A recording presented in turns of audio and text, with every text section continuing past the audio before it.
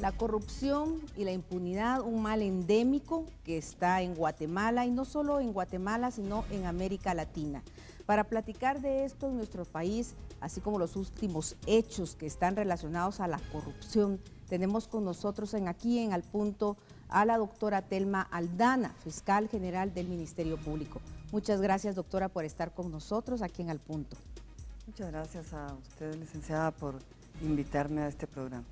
Doctora, estábamos platicando hace algunos momentos, en los últimos meses los guatemaltecos hemos sufrido, o no sufrido, sino que más bien vivido ciertas situaciones en nuestro país que de alguna manera también han levantado los ánimos de diversos sectores de la sociedad, del país completo, y de alguna manera han sido estos casos de corrupción que han quedado al descubierto y al desnudo, empezando principalmente con el tema de la línea.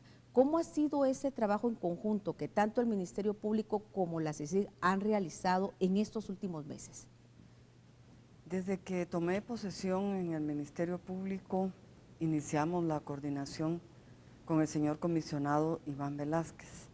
Juntos decidimos los casos que vamos a investigar y los equipos de trabajo del Ministerio Público, particularmente a través de FESI, que es la Fiscalía contra la Impunidad, y el equipo de la comisión, se ponen a trabajar, se hacen mesas conjuntas, pero además hay apoyo técnico en el caso del Ministerio Público, la unidad de métodos especiales, en el caso de la línea, fue en la unidad de métodos especiales UME, donde se recibieron las 66,000, un poco más, de interceptaciones telefónicas, de escuchas telefónicas.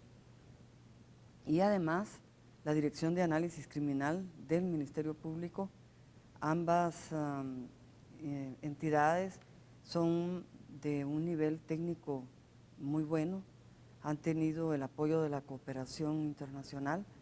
La misma CICIG ha contribuido a su fortalecimiento, especialmente la Dirección de Análisis Criminal. Entonces, estos equipos conjuntos, sin lugar a dudas, dan resultados y estos son los casos que recientemente hemos visto. Ahora, nos llama mucho la atención, y esto es para conocer un poquito de cómo es que se hacen las investigaciones. Este tema de las aduanas es un tema que es hasta histórico, ¿verdad? Nos remontamos incluso hasta en los siglos XV, XVI, XVIII, y ya existía ese tipo de problemas del contrabando, recordamos los piratas, etcétera, etcétera, y en Guatemala no es nada nuevo, ¿verdad? Es un tema que no es nuevo, incluso de lo poco que recordamos los guatemaltecos es el famoso caso Moreno, y de hecho uno de los que han participado en este tema se encuentra ahora encarcelado. ¿Cómo deciden ustedes investigarle o entrar de lleno al tema de las aduanas? Por alguna simple, digamos, alguna persona que les haya dado a ustedes información, o porque ustedes ya tenían aviso de estos, o por la misma, una institución del mismo gobierno. Pues como dice usted, este era un hecho notorio en el país y se estaba avanzando en una investigación en FESI, en la Fiscalía contra la Impunidad del Ministerio Público, y a raíz de esta otra investigación se empezó a establecer la existencia de una línea telefónica que resultó al final ser el caso de la línea tan grande que ahora conocemos. Como la línea. Quiero ver algunos datos aquí en las pantallas que obtuvimos. Dice que el ministerio, no, la CICIG sería, la organización cobraba desde 20,000 hasta 100,000 quetzales. Una sola persona incluso podría obtener de 2.3 millones de quetzales en 2 semanas. Y se incautaron incluso 5 millones de quetzales solo en una boutique. ¿Tienen ustedes idea cuáles son los montos o hasta dónde podrían llegar esos montos que realmente afectan los tributos, la ciudadanía del país, y por eso afecta incluso el mismo presupuesto del país? Sí, estamos realizando análisis financiero. Para el efecto tenemos también especialistas en CICIG y técnicos del Ministerio Público que tienen bajo su responsabilidad esa parte del análisis financiero para ayudar a los fiscales en la investigación. ¿Qué pasa con Monzón, doctora?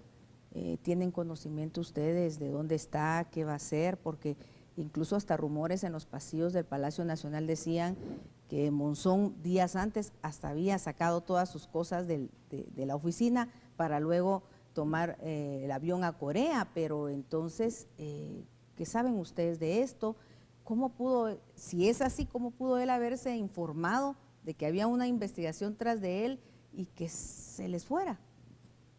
En el caso del señor Monzón, bueno, en todos los casos, tanto Ministerio Público como CICIG, FESI, tratamos de, de- de que no se nos fugue información. Y en este caso no quisimos pedir informe a Migración ni a ninguna otra entidad, justamente para evitar fuga de información. Así es de que lo único que sabíamos de él era que había salido hacia Estados Unidos. Yo estimo difícil que él haya podido enterarse de las investigaciones. Sin embargo, sabemos que en los diferentes medios se hacía relación a una investigación que se estaba adelantando por parte del Ministerio Público y CICIG respecto de las aduanas. Al final, el Ministerio Público y la CICIG conjuntamente hicimos el trabajo que nos corresponde y en base a esa investigación preliminar solicitamos al órgano jurisdiccional la orden de aprehensión contra el señor Juan Carlos Monzón y las otras personas involucradas. Obtuvimos la orden de aprehensión, así es de que ahora esperamos que el Ministerio de Gobernación, de acuerdo a su competencia, nos ponga a disposición al señor Monzón. Sería también el señor Mendizábal, ¿verdad? Que es el que está relacionado con la boutique. Bueno, todavía falta más datos o información o aprehensiones en relación a este caso. Sí, por supuesto.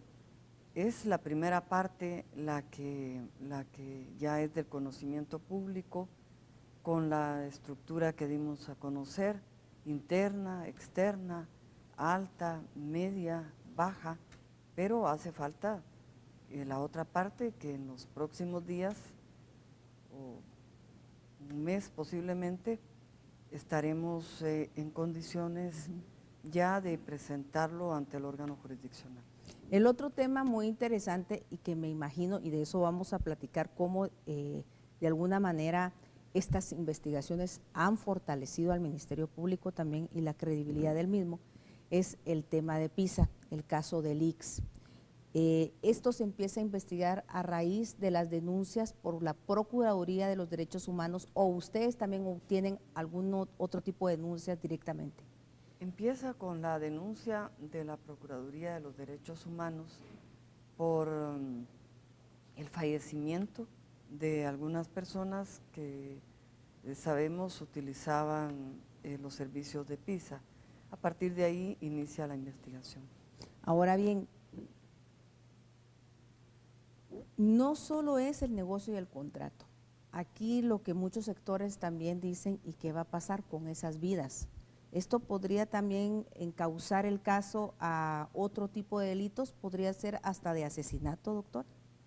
La Fiscalía, que conoce de delitos contra la vida y la integridad de las personas, lleva un caso de investigación donde posiblemente puedan haber involucradas otras personas. Estamos justamente en el proceso de investigación, pero en este caso dependemos de informes científicos y técnicos, de tal manera que estamos trabajando de la mano con el INACIF, el Instituto Nacional de Ciencias Forenses, para poder establecer si el servicio que PISA prestó a los pacientes incidió en su fallecimiento. Este solo es uno de los casos en el ICS. El ICS ha sido una de las instituciones que por años ha sido señalada de malos manejos económicamente hablando, de compra de medicamentos que incluso aventajan o ayudan a otras empresas que tienen que ver siempre con el tema farmacéutico. ¿Ustedes están siguiendo estas investigaciones en relación a otras empresas?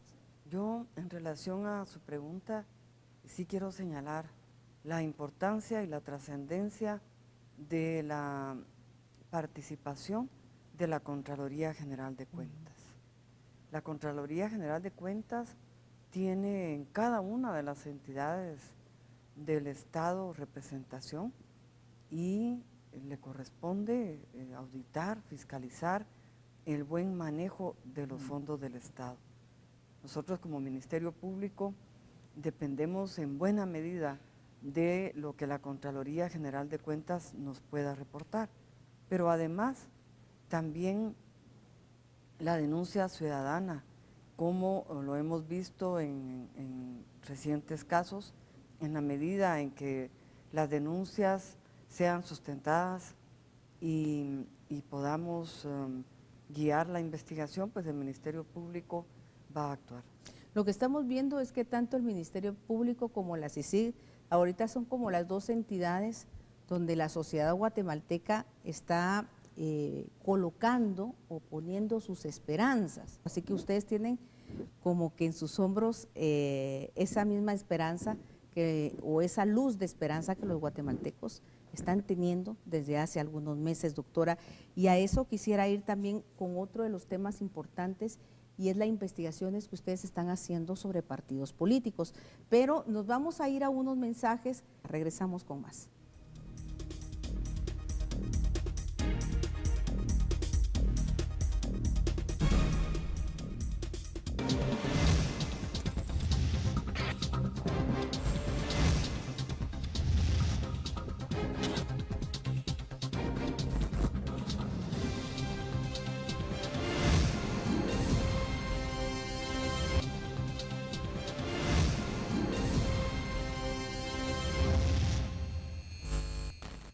Ya estamos de regreso aquí con la doctora Telma Aldana, fiscal general del Ministerio Público.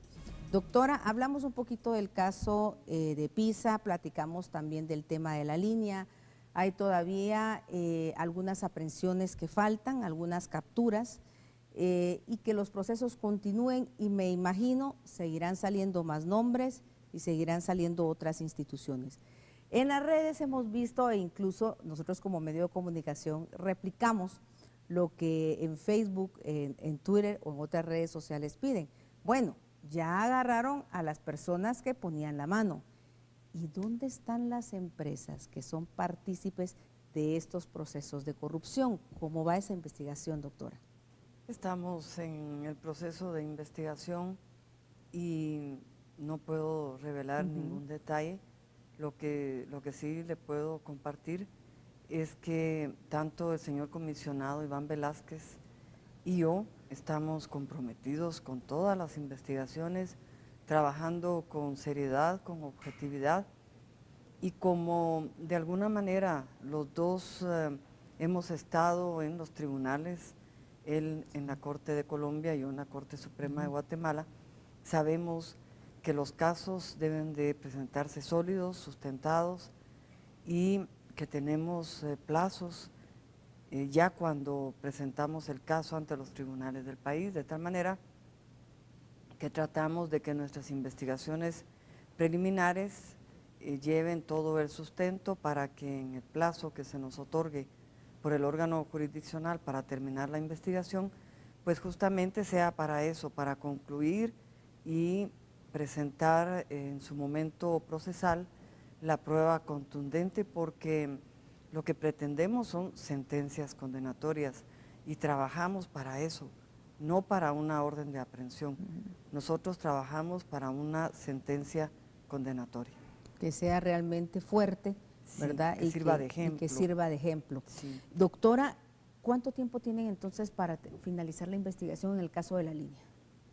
En el caso de la línea, como estamos por partes, ¿sí? En lo que corresponde a las demás personas que posiblemente puedan estar involucradas, pues no tenemos plazo en este momento hasta que pidamos al órgano jurisdiccional las órdenes de aprehensión y estas sean concedidas. A partir de ahí entonces empezará un nuevo plazo. ¿Usted considera que todos estos casos de corrupción que se han dado en los últimos meses podrían haber sido posibles solo por la investigación que el Ministerio Público realiza o realmente hubiesen necesitado la ayuda de la CICIG? Yo preferiría responder diciendo que en este momento es evidente que esta coordinación entre el Ministerio Público y CICIG está dando frutos y que el verdadero reto para el Ministerio Público es cuando la Comisión Internacional contra la Impunidad en Guatemala deje de estar en Guatemala, que termine su mandato, pero también el reto es para la propia CICIG y para el Ministerio Público, particularmente el comisionado Iván Velázquez y yo, dejar la capacidad instalada en la institución. Y hemos estado conversando con el señor comisionado en el sentido de que la CICIG nos va a cooperar mediante módulos de procesos formativos que elaboremos de manera conjunta ya con esta experiencia para que sea la unidad de capacitación del Ministerio Público, UNICAP, la que tenga estos módulos de capacitación y que, aunque cambiemos las personas, la institución quede fortalecida con una verdadera capacidad instalada. En los próximos meses vamos a estar trabajando estos procesos formativos, estos módulos que van a incluir herramientas para que los fiscales, auxiliares fiscales, puedan ser capacitados. Y aunque cambien las personas, aunque cambien los fiscales que están ahora en FESI, a quienes les sustituya se pueda capacitar inmediatamente, aún no estando la CICIG en el país. Caso Moadi, licenciada, que es, doctora, que es lo último que hemos estado viviendo en estos días y en esta semana. Desde hace algunos meses todos hemos estado a la expectativa de que en su momento la CICIG comentó de que iba a dar a conocer o iba a investigar el tema del financiamiento de los partidos políticos, algo que se ha estado dando y que me imagino que es bastante complicado. Se han señalado también algunos funcionarios, algunos diputados y exfuncionarios en temas siempre de corrupción y malos manejos dentro del gobierno. ¿Cómo sucedió lo del caso Moadi? ¿Cómo llegan con él? El caso Moadi empezó a raíz de una denuncia que presentó Acción Ciudadana. Esta denuncia contenía información y documentación que nos permitió determinar la existencia de una estructura dentro del Congreso de la República integrada por funcionarios de alto nivel.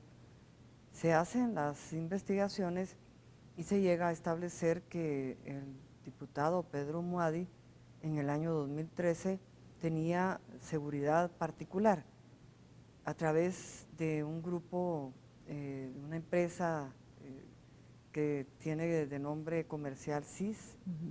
Esta seguridad era para él y para su familia, pero ya estando como presidente del Congreso, se le plantea a los agentes de seguridad privada, que eran 15 en total, que a su salario que les pagaba el grupo CIS de 5,000 quetzales, se les podía dar 2,000 quetzales más, pero que para eso tenían que firmar un contrato con el Congreso de la República. Entonces estos señores envían sus documentos a una persona, Claudia, que a su vez los trasladó a Recursos Humanos del Congreso de la República y se elaboraron contratos bajo el renglón 022. El objeto del contrato indicaba que era para prestar servicios de seguridad parlamentaria. Sin embargo, estos agentes de seguridad siguieron prestándole la seguridad al señor diputado y no estuvieron al servicio del Congreso de la República, pero además el contrato indicaba que el monto era de 8,000 quetzales. Se aperturaron unas cuentas en un banco del sistema sin que firmaran las personas, los 15 agentes de seguridad, y la encargada de la empresa que aparece registrada con un gerente general, que es el señor diputado Muadi, ella registró su firma en estas cuentas bancarias y cada fin de mes el Congreso depositaba como salario en esa cuenta, ella retiraba 2,000 quetzales para pagarle en efectivo a los agentes de seguridad y el resto lo depositaba en otra cuenta bancaria. La investigación en este caso sigue, no pudimos determinar el uso de las cuentas del señor diputado, porque él goza del derecho de inmunidad. Presentamos la solicitud de antejuicio ante la Corte Suprema de Justicia. Las investigaciones precisamente contra o en relación a personas que se quieran poner como candidatos en diferentes puestos para las próximas elecciones cada vez se ve más complicada. Y ustedes también han recibido este tipo de solicitudes y ya no solo con ciertos personajes, sino que con bancadas completas. ¿Qué podemos esperar de esto? ¿Cómo van las investigaciones tomando en cuenta que hasta el 6 de julio tienen estas personajes o partidos para poder inscribirse?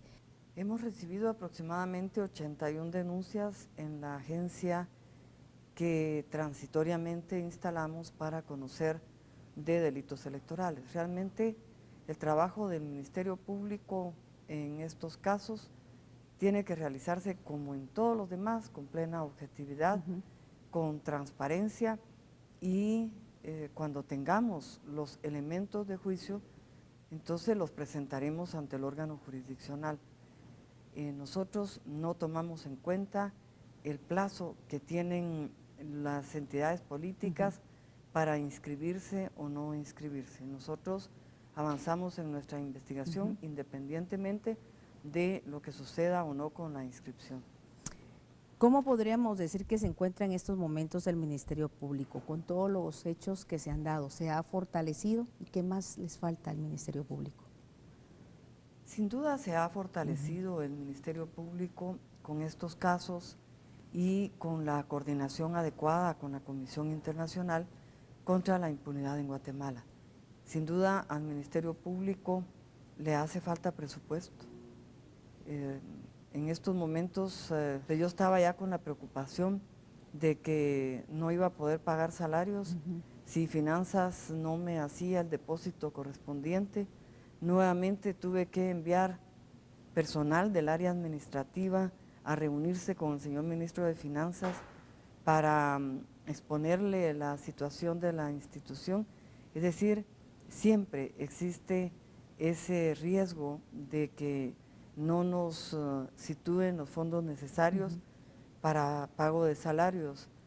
El Ministerio Público no tiene presencia en el 70% del país, puesto que de 338 municipios únicamente tenemos fiscalías en 33 municipios, de tal manera que sí necesitamos un fuerte apoyo de presupuesto para llevar agencias del Ministerio Público a todo el país, tal como está el organismo judicial. ¿Qué falta ahora?